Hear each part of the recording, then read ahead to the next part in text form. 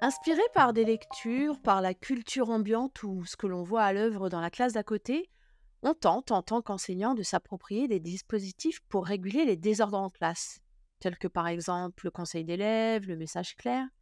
Mes deux invités, Rémi Bonasio et Gwenaëlle Lefebvre, co-auteurs avec Bruno Fondeville du livre L'enseignant face au désordre en classe, nous permettent de comprendre comment se fait l'appropriation de ces dispositifs et ce qui, finalement, fait ressource ou contrainte dans les dits dispositifs. Bienvenue, messieurs. Bonjour. Bonjour. Et alors, si pour commencer, on tentait de dresser les contours de ce terme désordre, ou en tout cas de voir avec lesquels vous avez voyagé dans votre ouvrage. Gwenaëlle, c'est à vous, Oui, je crois. alors pour nous les désordres, alors on a étudié les désordres, en partant du point de vue de l'activité des enseignants, ça c'est important. Donc en fait pour nous les désordres scolaires ce sont des comportements en fait dits inappropriés, inappropriés des activités individuelles ou collectives d'élèves, hein, qui sont jugés inappropriés du point de vue des enseignants, ça c'est important. Et heu et pour nous, on s'est intéressé aux situations de désordre, ordinaires. Donc ça peut être, par exemple, dans l'ouvrage, il y a eu des désordres comme la moquerie, le bavardage, mais on peut aussi y ajouter aussi d'autres types de désordres du type, les prises de parole intempestives, par exemple. Ou alors aussi des désordres, qui peuvent être en dehors de la classe, hein, aussi comme les disputes ou les bagarres, les conflits interindividuels aussi qui se passent aussi durant les temps de récréation.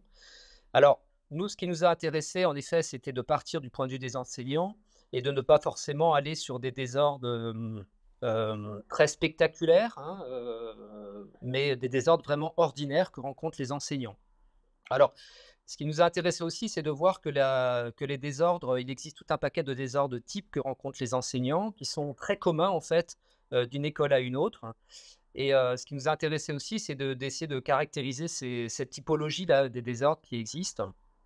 Et en gros, on s'aperçoit que, bah, il y a et on s'est appuyé pas mal aussi sur les sociologues de l'école, hein, qu'il y a des désordres, qui sont liés, on les appelle désordres parce qu'ils sont aussi, ils sont définis en lien avec un ordre existant qui est l'ordre scolaire. Donc, très en lien avec ce qu'on appelle la forme scolaire et ce que les sociologues de l'école appellent la forme scolaire. Donc, qui est liée à une socialisation spécifique, qui est liée aussi à une relation aussi sociale spécifique avec des normes qui sont attendues, qui sont liées au métier d'élève, hein, pour aller vite. Et puis, il y a des désordres qui sont plus, qui sont pas spécifiques forcément à la forme scolaire, qui traversent, qui existent aussi dans le champ scolaire comme dans d'autres champs sociaux, dans d'autres types d'expériences enfantines, comme la moquerie, la bagarre ou les disputes, et qui sont plus liés à des attentes sociétales, à des attentes de civilisation. Donc en fait, on rencontre de situations typiques, assez variées, que rencontrent de manière ordinaire les enseignants, quoi. Voilà ce qu'on peut mettre, pour une petite introduction rapide, derrière le terme de désordre, quoi. Rémi, vous avez quelque chose à ajouter? Non, non, c'était très complet. Super. À la toute fin de votre ouvrage, vous faites un lien entre votre travail et celui de Pierre Soulages, sur le noir notamment, en tentant de regarder les désordres autrement. Je veux bien que vous nous partagiez cette vision qui, je trouve, donne le ton de votre travail. Oui, bah, d'abord, il y avait un petit clin d'œil à l'artiste qui est décédé au moment où on bouclait l'écriture de l'ouvrage. Et c'est un artiste local, donc on rend hommage à ce niveau-là. Mais bon, au-delà de l'artiste, nous, ce qui nous intéressait dans son œuvre et en lien avec notre travail, c'était justement le fait de dépasser le noir, on pourrait dire, c'est-à-dire la face très sombre du métier de l'enseignant qui consisterait à réguler des désordres euh, et avoir dans ces désordres, on va dire, quelque chose d'uniquement négatif, comme une contrainte, comme un biais à l'enseignement. Nous, il nous semble justement qu'il est possible de remodeler cette matière, en fait, hein, et de voir dans ce noir, finalement, une face peut-être plus éclairée, plus positive, entre guillemets, c'est-à-dire en faire des opportunités de l'enseignement et de l'apprentissage. C'est un petit peu cette idée. C'est-à-dire que on va dire, la tradition pédagogique, elle consiste très souvent à opposer deux dimensions du métier, hein, qui sont voilà, une dimension de gestion des apprentissages, des contenus, on va dire, académiques. Hein. C'est souvent ça qu'on appelle enseignement, d'ailleurs. Hein. Et la dimension, on va dire, gestion de la classe, qui consiste à organiser les conditions pour, c'est un préalable très souvent, et à ce titre-là, la régulation des désordres, hein, qui appartient à la gestion de la classe, elle est vue comme un mal nécessaire, en fait. Voilà. Et on peut se retrouver hein, dans cette... voilà, chaque enseignant pourra dire effectivement que la régulation des désordres est une source de difficulté et que bien évidemment, pour pouvoir enseigner correctement, dans des conditions correctes, les contenus académiques, encore faut-il que les conditions soient réunies. Voilà. Mais on essaye de dépasser ça. Alors, c'est pas par lubie pédagogique ou philosophique, hein. C'est aussi parce que dans les pratiques enseignantes ordinaires, on se rend compte que les enseignants font avec tout ça et que les enseignants consacrent aussi du temps sur des dimensions qu'on pourrait qualifier de plus éducatives, dans le sens où ce sont des dimensions qui ont vocation justement à générer des transformations chez les élèves, à générer des apprentissages, mais qui sont peut-être des apprentissages qui sont moins perçus comme tels par les enseignants, en fait. Voilà. Hmm. Je trouve ça intéressant de vous écouter là-dessus parce que si j'évoque, enfin, si jamais, ouais, c'est ça, si j'évoque certaines images d'enseignants, je vois ceux et celles qui font avec et qui se disent, mais ça fait partie de mon job et je prends le temps de, ça fait partie de mon périmètre, et d'autres qui se sentent dérangés par tout ça et qui du coup sont en opposition finalement. Et on voit bien souvent des oppositions chez les enseignants en dire, mais moi je suis là que pour instruire et non, et moi je suis pas là pour éduquer. Et donc, du coup, votre discours, je trouve, fait la liaison entre tout ça.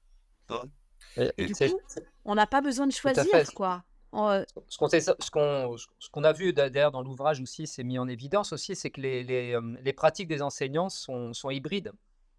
C'est-à-dire qu'en fait, on n'a pas des enseignants qui ont des pratiques pures, soit à visée éducative, ou soit à l'inverse, à visée plus coercitive ou gestion de classe, tel qu'on pourrait parfois le caricaturer en fait.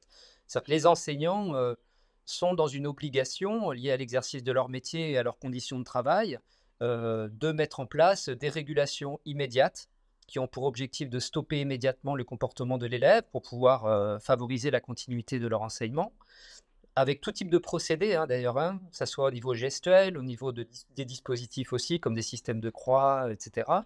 Et puis, ils articulent aussi ça avec des régulations plus différées dans le temps pour traiter de manière plus approfondie, revenir avec l'élève sur une situation problème, favoriser chez lui la prise de conscience, la réflexivité, avec des dispositifs très nombreux, très variés.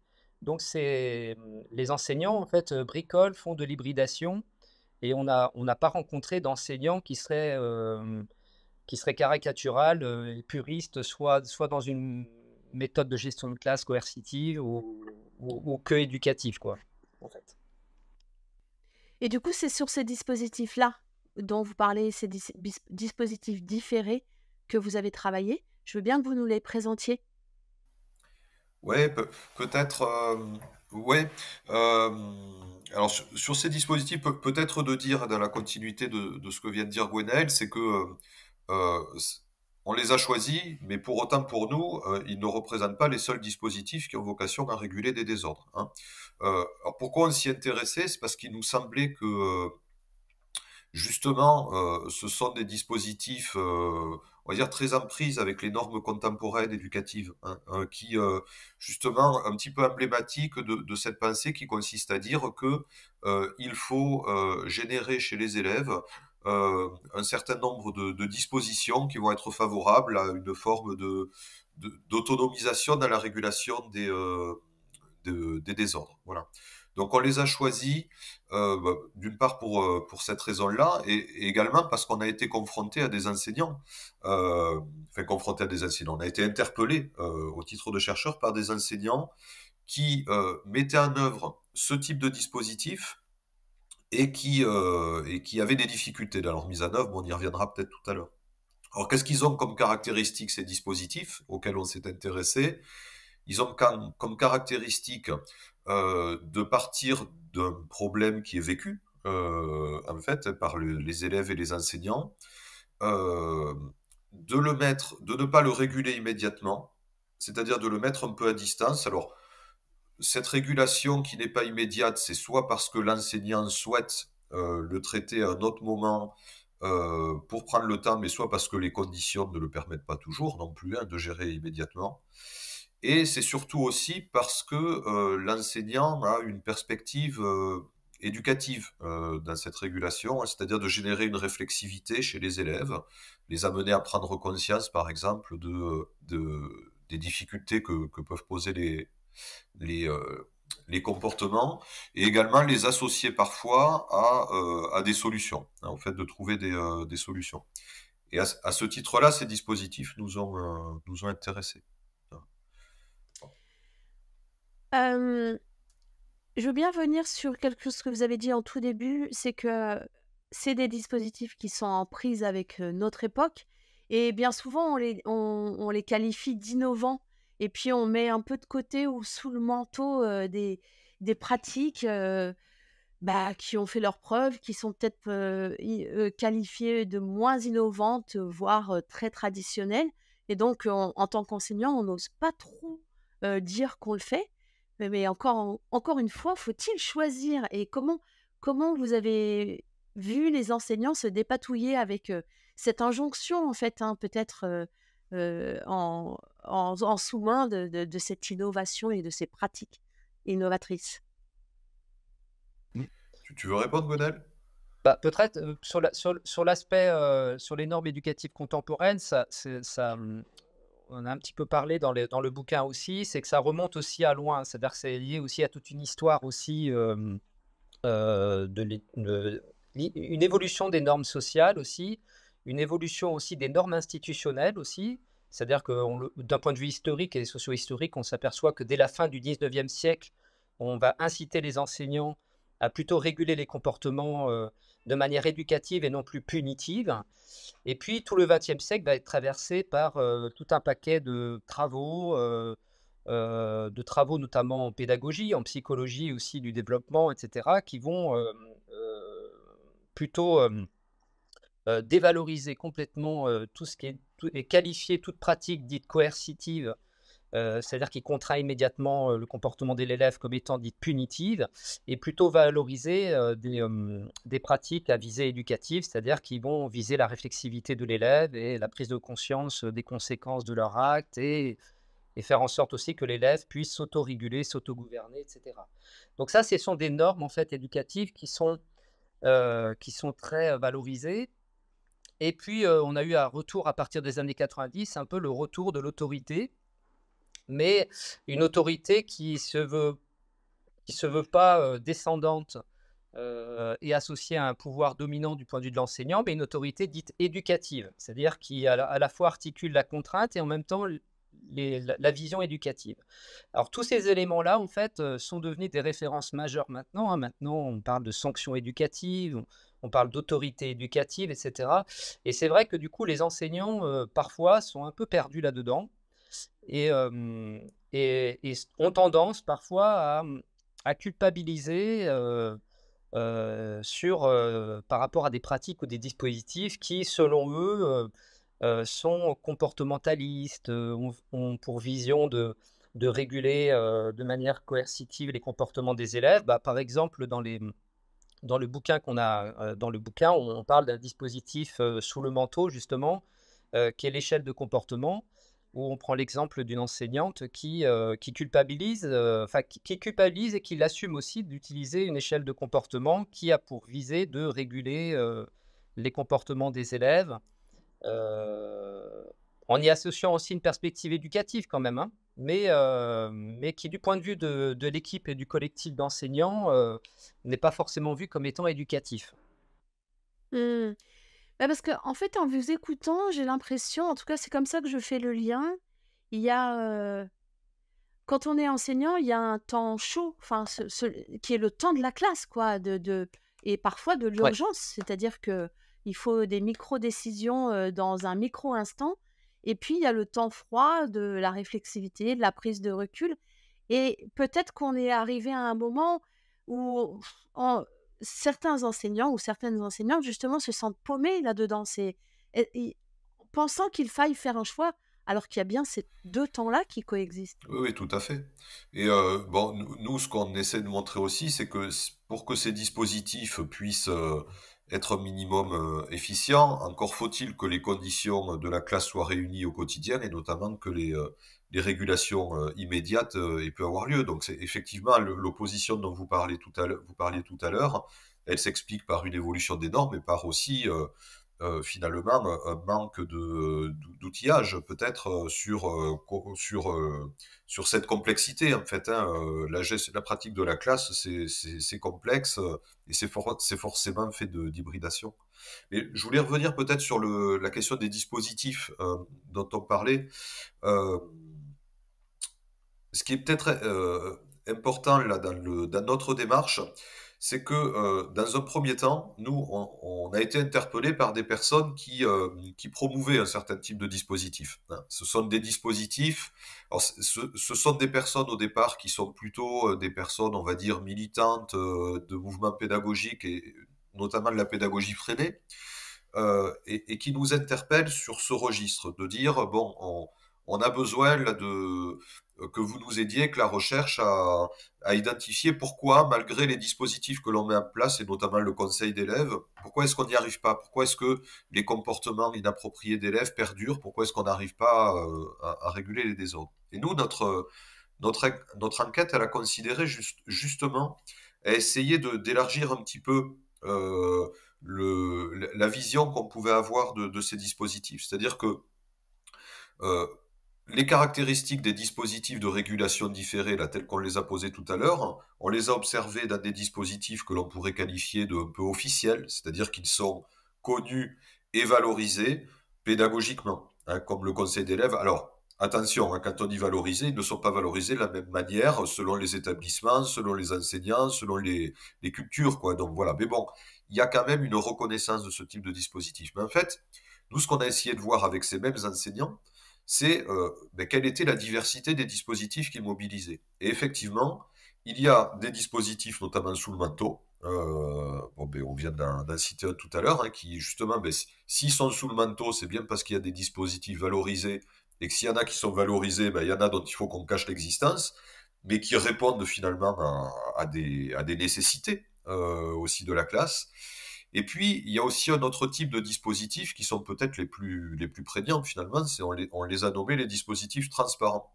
C'est-à-dire, ce sont des dispositifs qu'on met en œuvre sans le savoir. Ils font tellement partie de la culture qu'en fait, ils ont les mêmes caractéristiques, mais on ne les pense pas comme étant des dispositifs. Euh, un exemple qu'on donne dans l'ouvrage, c'est la rencontre avec les élèves. Alors là, c'est associé à une fiche de réflexion dans l'ouvrage, mais si on enlève la fiche de réflexion, tous les enseignants, dans leur pratique, à un moment, rencontrent les élèves pour poser avec eux des ordres qui ont pu être posés et qu'on va essayer de réguler dans le différé. Il y en a un autre qui existe, mais qu'on n'a pas traité dans cet ouvrage, mais dans un autre travail, c'est les réunions avec les parents, lorsque les parents sont convoqués pour tenter de réguler les comportements. Bon, on y retrouve les mêmes composantes, hein, régulation différée, une tentative de réflexivité, plus ou moins forte, mais quand même qui est toujours là, et le fait d'essayer d'associer les enfants, parfois les parents, aux solutions. Voilà, donc pour nous, voilà, les dispositifs, c'est ça, et il n'y a pas un type de dispositif particulier, quoi, voilà. Hmm.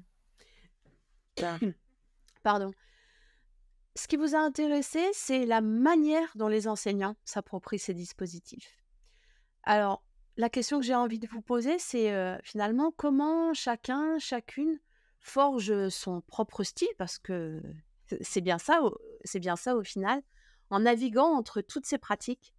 Et peut-être qu'est-ce qui se joue pour chacun dans cette appropriation et dans cette manière de s'approprier ces dispositifs. Qui veut commencer? Parce que je suis sûre que vous aurez tous les deux des choses à dire. Bah, Sur, alors sur l'appropriation des dispositifs, notamment dans l'ouvrage, on revient sur le conseil d'élèves, on revient sur la fiche de réflexion, qui est des dispositifs, assez couramment utilisés par les enseignants, l'échelle de comportement.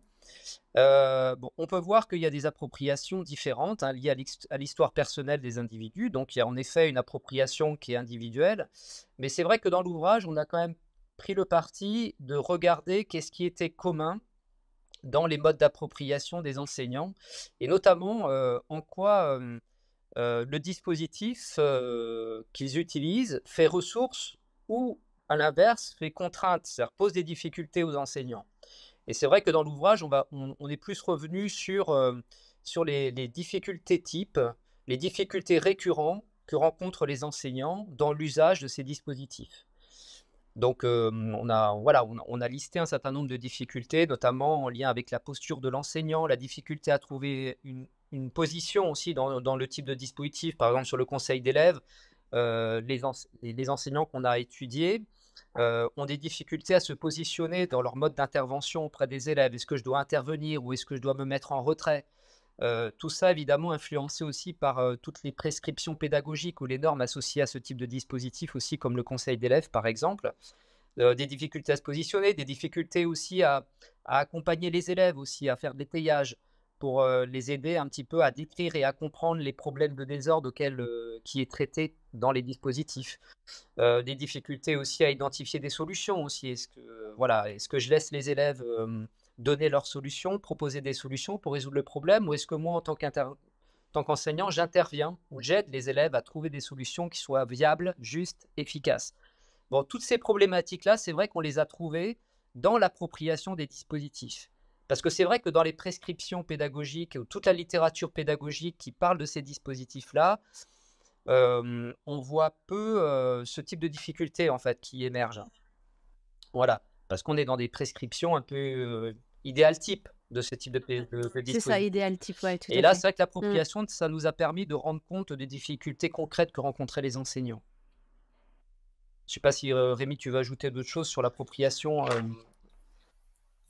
Non, mais non, non, mais tu as dit l'essentiel. Peut-être je rajouterais que dans- forcément, chacun après, il y a une part personnelle d'appropriation, alors qu'on n'a pas étudié là dans la finesse pour le coup, si ce n'est peut-être, là je pense à l'étude de cas de Sophie qui s'approprie l'échelle du comportement, avec cet aller-retour avec l'appropriation du dispositif des ceintures qui est plus valorisé dans le groupe scolaire, et de voir en quoi ça pouvait faire référence à la fois à ce qu'elle avait vécu en formation et ce qu'elle avait vécu dans sa propre scolarité à elle. Donc effectivement, il y a toujours du lien avec une dimension personnelle. Euh, c'est aussi ce qu'on peut peut-être voir dans les dispositifs, pas toujours, hein, mais comme le conseil, qui sont plus en prise, on va dire, avec des courants pédagogiques, voire avec une forme de militantisme. Il y a aussi chez certains une dimension liée aux valeurs, ou voire une dimension presque identitaire, de se reconnaître dans un mouvement de pensée, etc. Et là, effectivement, ça peut faire ressource, mais on montre aussi que ça peut faire contrainte à un moment, quand ça amène du déni de réalité, peut-être parfois. Voilà. Mmh. Oui, oui, et je veux bien revenir sur cette question de la posture, de savoir à quel moment je peux intervenir ou pas, ce que j'ai le droit de faire ou pas. J'ai l'impression que si on on dézoome encore, c'est la question que se posent beaucoup, beaucoup de parents à l'heure actuelle. Enfin, quand on voit la manière dont se positionnent les parents aujourd'hui dans les courants éducatifs, dans le pour mettre à l'écart son enfant ou pas, des prises d'exemple des modes éducatifs nord-européens. Enfin voilà, j'ai l'impression que tout ça, c'est déjà en germe dans notre société. C'est une question que notre société se pose, notre posture et ouais, notre posture, notre place à côté de l'enfant.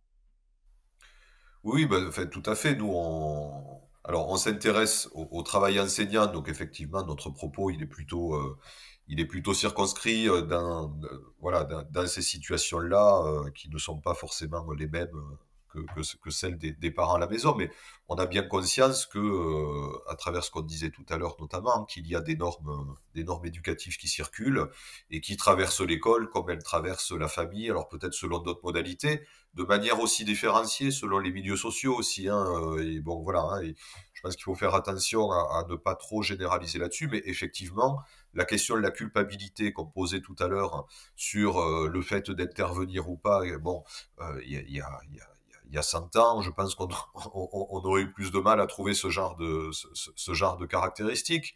Et puis, le fait de construire un discours aussi sur la question de la contrainte, aussi, on sent bien que, non pas que les enseignants ne sentent pas la nécessité de la contrainte, les enseignants la connaissent, la nécessité de la contrainte, mais par contre, vont avoir parfois des difficultés euh, à, euh, à se positionner là-dedans. Alors, ce qui est intéressant, moi, je trouve, c'est que chez les enseignants, et ça rejoint notre objet quand même, euh, peut-être contrairement aux parents, je n'en sais rien, mais en tout cas, là où des enseignants peuvent n'avoir aucune difficulté à se positionner, par exemple dans un cours de mathématiques, euh, ben voilà, en positionnant l'objet de savoir, en positionnant des techniques, en intervenant, en disant aux élèves, en rectifiant peut-être leurs erreurs, etc., enfin, en offrant un étayage assez resserré, on se rend compte que dans les dispositifs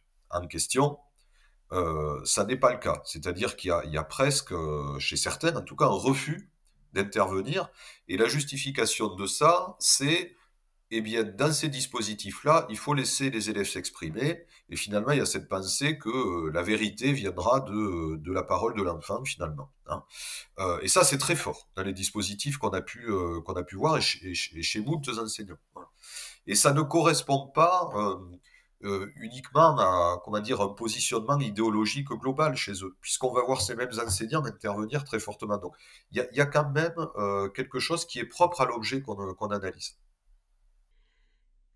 Ouais, merci. J'aime bien le parallèle avec une matière dite académique, en fait, où on n'a pas scrupule en tant qu'enseignant à dire que ça c'est juste ou ça c'est pas juste, que la méthode employée pour faire une démonstration, c'est comme ça et après comme ça, et pas autrement. Et par contre, sur un savoir-être, on a Bah, beaucoup plus c'est de ça. mal. On accepte dans un objet de savoir classique, on accepte une asymétrie entre l'enseignant et l'élève, puisque l'élève est en devenir, donc il a à construire tout un paquet de compétences et de savoirs que l'enseignant est censé savoir. Et du côté des situations de désordre, en effet, on est plutôt dans une vision un peu plus symétrique, en fait, où on souhaite que l'enseignant et l'élève soient au même niveau, et si ce n'est qu'on doit laisser les élèves acteurs. Bon, même si là je caricature un peu parce que c'est plus fin que ça quand même. Mais il y a en effet, il y a cette difficulté-là, comment dire? À assumer le fait que l'enseignant aussi, il a un temps d'avance, il a une expertise aussi sur les situations de désordre, heu, dont il peut se servir aussi pour pouvoir accompagner les élèves et trouver des solutions qui soient pertinentes et viables, dont les élèves n'ont pas forcément référence, en fait. On a plein d'exemples aussi dans l'ouvrage où on parle des problèmes de la moquerie à l'école, les problèmes de bavardage, les problèmes de disputes, et cetera. Les enseignants ont évidemment une expertise beaucoup plus fine que les élèves là-dessus, et ont aussi des solutions, beaucoup plus viables et beaucoup plus efficaces, que les élèves, ce qui est normal. L'expérience enfantine est beaucoup moins, riche, hein, de ce point de vue-là. Même si ça ne veut pas dire non plus qu'il ne faut pas s'intéresser et partir aussi du point de vue des élèves, hein, c'est pas ce qu'on veut dire non plus. Mais c'est vrai que la logique de transmission, qui émane de l'enseignant est souvent assez minorée dans ces situations de régulation des désordres. Ouais, très bien. Alors, je l'avais noté à la lecture, mais là, à vous réécouter, et surtout ce parallèle entre les matières dites académiques où on assume pleinement cette dissymétrie, Gwenaëlle, dont vous parlez, comment et pourquoi, finalement, quand on est sur d'autres domaines d'apprentissage, puisqu'on est aussi sur des domaines d'apprentissage, on a plus de mal. Mais il y a une explication certainement à ça, en tout cas qu'on avance, c'est que justement, nous, quand on les qualifie de situation d'enseignement-apprentissage, c'est pas quelque chose qui est forcément partagé. C'est-à-dire que les domaines dits académiques ont l'histoire avec eux. Il y a une culture des mathématiques, et puis il y a tout un outillage, toute une pensée didactique aussi sur les différentes disciplines. Là, on n'est pas sur une discipline scolaire. Alors, il s'avère qu'il y a quand même une évolution, on pourrait dire, notamment concernant l'enseignement moral et civique, qu'on peut raccrocher peut-être à tout ça, mais les enseignants n'y sont pas formés et on trouve très peu d'outils qui permettraient justement aux enseignants peut-être d'anticiper un certain nombre de choses auxquelles ils vont être confrontés pour pouvoir offrir un étayage suffisant, que ce soit pour amener du recul aux élèves, de la réflexivité, mais également des solutions à leurs problèmes, comme on le ferait en mathématiques pour reprendre le parallèle. Et ça explique potentiellement pourquoi les enseignants aussi peuvent à un moment refuser, ou en tout cas se refuser, d'intervenir. C'est pas que pour des raisons de normes éducatives ou par idéologie, c'est aussi par inexpérience ou manque Ouais, ignorance. Ouais, de ouais, ouais. technique, quoi. Voilà. Tout à fait. Donc reste à inventer une didactique des compétences psychosociales, finalement. Voilà un champ à développer. Très, très bien. Du coup, on touche du doigt la différence qu'il peut y avoir, enfin l'écart qu'il peut y avoir entre l'intention du dispositif et la réalité. Et vous, du coup, vous proposez une démarche d'enquête pour rendre ces dispositifs appropriables. Alors, qui commence à nous le présenter? Ouais, Allez, Gaël, Gwenaël. Rémi? alors en fait, l'idée de l'enquête, en fait, la démarche d'enquête, telle qu'on l'a proposée, ça a été lié à notre travail, en fait, collectif dans le cadre d'une école avec une équipe pédagogique. On rencontre dans l'ouvrage un petit peu, de l'accompagnement qu'on a fait d'une équipe pédagogique dans une école où on a analysé, du coup, les différents dispositifs, de régulation, des désordres, hein, qu'ils ont mis en œuvre. On a repéré, des ressources, mais aussi des obstacles que rencontrent les enseignants. Et en fait, dans les obstacles, donc il y avait la question de la posture, hein, on en a parlé déjà. Il y avait la question aussi d'une difficulté qu'avaient les enseignants à pouvoir déployer, décrire et comprendre les situations de désordre avec les élèves, d'accompagner les élèves dans cette description et dans cette compréhension des désordres, dans cette co-compréhension avec eux, en fait. Et puis, il y avait une difficulté aussi pour les enseignants, parfois, de construire une référence commune, un référentiel commun aussi sur une problématique autour des désordres et puis sur des solutions. Alors, du coup, est arrivée cette idée d'enquête. Alors, la démarche d'enquête, c'est un processus qui a été élaboré par un philosophe et pédagogue, qui est plutôt connu comme pédagogue, mais qui est un philosophe pragmatiste, qui s'appelle John Dewey, donc un philosophe américain, qui a écrit un ouvrage sur la logique de l'enquête. Et en fait, la logique de l'enquête, c'est une vision très intuitive parce qu'en fait, les enseignants qu'on a observés, hein, dans l'école, intuitivement utilisent en partie la logique de l'enquête. Ça veut dire la logique de l'enquête, c'est quoi? C'est un processus qui passe par plusieurs phases. Une phase compréhensive et descriptive d'une situation qui pose problème, qui pose une contrainte pour l'acteur. Et l'acteur va essayer d'émettre des hypothèses et essayer de trouver des solutions pour résoudre le problème en question. Donc c'est une démarche de recherche, hein, en fait, pour résoudre une problématique. Et du coup, en fait, ces différentes phases, on les a travaillées avec les enseignants. On a expérimenté une séance type autour des désordres qui reprend en fait les différentes phases de l'enquête. Donc, ça veut dire que concrètement, on a expérimenté une séance où on invitait les enseignants à enquêter collectivement en classe sur des situations de désordre. Ça veut dire que l'enseignant, par exemple, voulait travailler sur l'objet du bavardage, hein, c'est un exemple qu'on prend dans l'ouvrage, autour du bavardage. Du coup, il a mené, 1, 2, voire 3 séances autour de l'objet du bavardage, en essayant, de décrire et de comprendre quelles sont les conditions qui font émerger le bavardage dans la classe et en s'appuyant sur le vécu des élèves, hein, de la classe. En essayant aussi de définir ce qu'on entend par bavardage, ça veut dire quoi bavarder, à quel moment on bavarde, etc. Donc déployer un petit peu tout ça avec les élèves et ensuite de trouver aussi une ou plusieurs solutions qui permettraient de résoudre le problème du bavardage en classe. Donc en fait, ce sont des séances que les enseignants ont expérimentées dans l'école. Et là, on rencontre dans l'ouvrage de plusieurs séances qui ont été expérimentées dans l'école où les enseignants ont enquêté avec les élèves. Voilà, donc nous, notre objectif, c'était de mettre en place cette démarche pour inciter aussi les enseignants à prendre le temps de déployer en fait les objets de désordre un par un, en essayant de problématiser avec les élèves en fait ces différents objets de désordre et trouver des solutions ajustées, quoi. Non seulement ça permet aux élèves de prendre conscience du problème, mais aussi de les engager collectivement dans la résolution du problème aussi. Mmh. Rémi, vous vouliez ajouter quelque chose sur cette description de l'enquête? Non, peut-être insister sur, mais ça a été dit, hein, sur le fait que nous, notre souci là, c'est pas de recréer une nouvelle innovation pédagogique, pour le dire vite.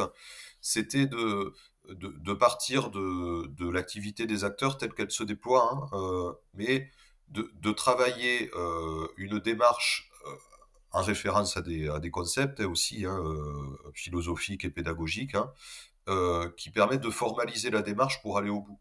Parce que le constat, on le redit quand même, hein, ce sont les difficultés qu'on a mis en évidence, les ressources aussi. Mais bon, on a travaillé là-dessus. Les enseignants ouais, ont parfois du mal à se positionner, à avoir une longueur d'avance. Les débats s'enlisent, très souvent, les discussions entre les élèves s'enlisent. Les solutions peuvent apparaître, mais elles ne sont pas forcément expérimentées, elles ne sont pas hiérarchisées. Et on le comprend, puisque ce que font les enseignants dans des dispositifs comme le conseil, c'est extrêmement complexe quand même, quand on le regarde de près. Et ça demande une expertise très très forte, des compétences très fines de la part de l'enseignant, mais ça demande aussi peut-être de reconsidérer l'espace-temps dans lequel tout ça se déploie. Voilà. Et donc là, l'idée, c'est de prendre le temps de déplier, etc. Voilà. Tout en se disant qu'effectivement, tout ça ne peut pas toujours être fait sur tous les désordres. On en est complètement conscient. Hein, voilà. Mais peut-être c'est de se dire, ben, à certains moments, on utilise cette démarche-là et justement, ça nous permet peut-être d'être plus efficace dans la résolution, mais aussi d'apprendre quelque chose ensemble, quoi. C'est Ouais. cette volonté-là. Peut-être pour terminer, est-ce que vous nous partageriez ce que pensent les enseignants? Comment ils vivent justement cette démarche d'enquête et ce que ça a déployé chez eux et ce que ça a outillé chez eux? Puisqu'on était parti du constat au départ que on pouvait manquer en tant qu'enseignant d'outils face à certaines postures, face à certains hiatus qui s'installent en nous Oui. quand on ne sait pas se positionner. Voilà, comment c'est venu outiller justement ça? Alors, on va prendre quelques précautions parce que les enseignants Oui, oui, oui. nous disent des choses et bon, ce qu'ils nous disent, c'est aussi, ils savent qu'on est concepteur, qu'on accompagne, etc. Donc il y a beaucoup de satisfaction qui a émané de la part des enseignants. On en a encore eu récemment là, au moment de la sortie de l'ouvrage, des enseignants qui avaient pu l'expérimenter, qui sont très satisfaits, qui continuent à expérimenter, etc. Donc on a plutôt voilà, on a plutôt ce retour positif, mais d'enseignants engagés en même temps dans le processus, Mmh. etc. Moi, Oui, je peux- c'est un petit biais, voilà, effectivement. voilà. Mais par contre, ce qui nous a semblé assez marquant, c'est que cette, euh, cette prise de conscience de la nécessité d'anticiper les choses, ça a quand même fait son bout de chemin. Voilà, alors ça règle pas tout, parce que quand on a pris conscience qu'il fallait anticiper, se positionner, encore faut-il être outillé pour pouvoir le faire. Ce que je rajouterais peut-être, c'est que nous, par contre, parce qu'on prolonge ce travail actuellement, on va essayer de produire des ressources pédagogiques, hein. nous, ça nous oblige aussi. C'est-à-dire qu'en fait, on s'est rendu compte que nous-mêmes, il fallait pas qu'on soit dans la délégation aux enseignants des solutions à trouver, c'est que nous-mêmes, on devait les accompagner et leur apporter des ressources, là, en tant que chercheurs qui avons peut-être le temps parfois de penser ça, c'est notre boulot, d'anticiper. Là, par exemple, on est en train de créer des fiches ressources sur, par exemple, la moquerie. On parlait du bavardage aussi tout à l'heure. Qu'est-ce que Ouais, c'est tout à fait. exactement? Ouais. Quels sont les problèmes que ça Mmh. pose dans la classe? Quelles sont les solutions envisageables pour qu'on puisse, voilà, comme dans d'autres matières, donner des outils qui alimentent les enseignants, hein. Et c'est à ce titre-là, nous semble-t-il, qu'on pourra aussi amener de la satisfaction chez des enseignants en dehors de l'accompagnement serré qu'on a pu faire avec eux.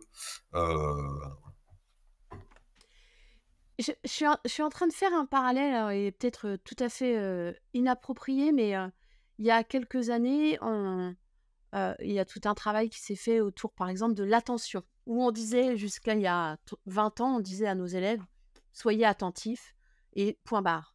Et des chercheurs se sont penchés là-dessus, et maintenant, les enseignants sont outillés sur l'attention. On sait ce qui est en jeu, comment on peut aller euh, être transmissif, justement, et donner des pratiques à nos élèves. Et j'ai l'impression que c'est ça qui est en train de se jouer sur ces questions du désordre, à outiller les enseignants sur, effectivement, dire à mes élèves taisez-vous ou silence, ou il y a tout un travail derrière tout ça. Ça peut pas être silence tout le temps, ça dépend des moments, ça dépend de l'objet, de l'activité qu'on est en train de mener. Et donc, c'est une vraie Oui. didactique, finalement, qui est en train de se mettre en Ben, place. c'est vrai que ça a aussi de la résonance avec tout ce qu'on entend en ce moment sur l'empathie, sur tout un paquet de choses, de compétences. Euh, Peut-être aussi la petite différence, c'est qu'on a tendance, me semble-t-il, à pas mal valoriser toutes les compétences psychosociales, qui sont le fait que les élèves doivent écouter les autres, être empathiques, s'autoréguler, etc., différer leurs pulsions immédiates, bon, tout un paquet de choses comme ça. Même dans le MC, hein, l'éducation morale et civique aussi, on voit qu'il y a beaucoup de compétences psychosociales qui sont valorisées, l'expression des élèves et tout. Par contre, ce qui est un impensé, me semble-t-il, c'est pour ça qu'on a envie aussi de porter ça comme un objet d'enseignement-apprentissage au même sens que des mathématiques ou du français, c'est que derrière, en fait, chaque situation de désordre typique, je dis bien typique, hein, ça veut dire qu'ils peuvent être généralisables, hein, comme la moquerie et tout ça, il y a du contenu. Il y a des contenus, quoi. Il y a de la référence en termes de contenu. Et on s'en est aperçu beaucoup parce que les référentiels des élèves ne sont pas forcément les mêmes que l'enseignant. Et du coup, il y a un vrai travail à faire aussi, euh, un travail à faire sur les références, sur la bagarre, c'est quoi?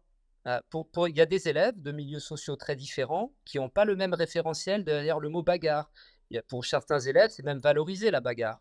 C'est synonyme d'héroïsme, c'est synonyme de courage, de virilité, etc.